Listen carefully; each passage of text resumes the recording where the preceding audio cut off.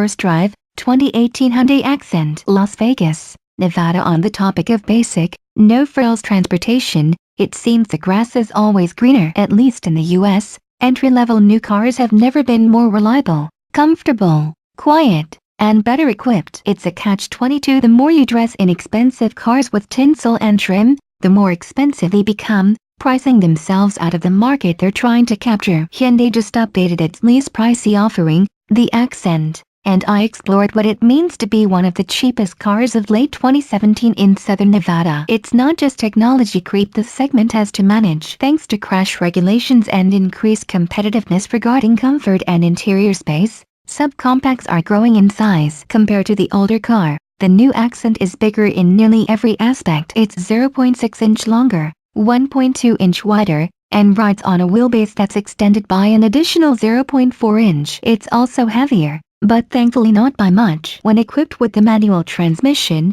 the 2018 Accent only packs on 22 additional pounds. Even with the inevitable growth spurt, the Accent remains a handsome little car. It leans heavily on corporate Hyundai styling, but the Korean manufacturer's current batch of sedans bear clean, if not inoffensive shapes. Creating a well-proportioned subcompact sedan with usable interior space is no easy feat, so it's nice to see the Accent escape the ungainliness suffered by the Ford Fiesta, Nissan Versa, and Chevrolet Sonic. Gone is the 5-door hatch for 2018. The sedan is the only body configuration available. Hyundai cites lackluster hatch sales as the cause of death, admitting only a quarter of previous gen Accent sales were hatches. Regardless of trim level, power still comes from the same naturally aspirated 1.6-liter 4-cylinder, routing power to the front wheels through either the standard 6-speed manual transmission or a 6-speed automatic transmission. Surprisingly, power drops by 7 horsepower and 4 pounds-ft of torque to a total of 130 horsepower and 119 pounds-ft, but Hyundai worked to improve the power delivery and low-end torque. Fuel economy is up by 6.6% over the outgoing car,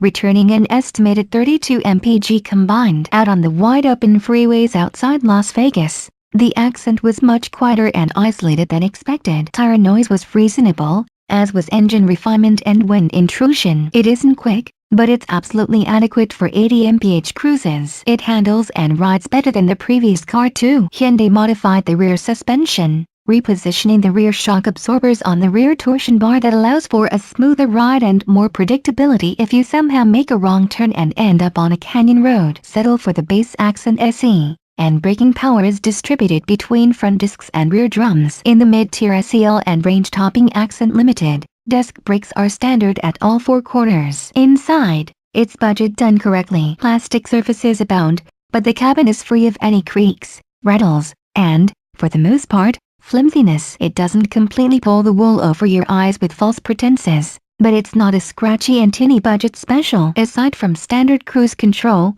power windows, and Bluetooth connectivity, the base SE comes outfitted with a 5-inch color touchscreen infotainment system and a backup camera. Hop up to the SEL, and buyers receive USB charging ports, center armrest and storage console, heated mirrors, upgraded 7-inch touchscreen with Apple CarPlay and Android Auto, and automatic headlights. Be truly bourgeois and splurge on the Accent Limited, and Hyundai fits the sedan with a power sunroof, projection headlights, heated front seats, keyless entry, auto open trunk, automatic climate control, and forward collision avoidance.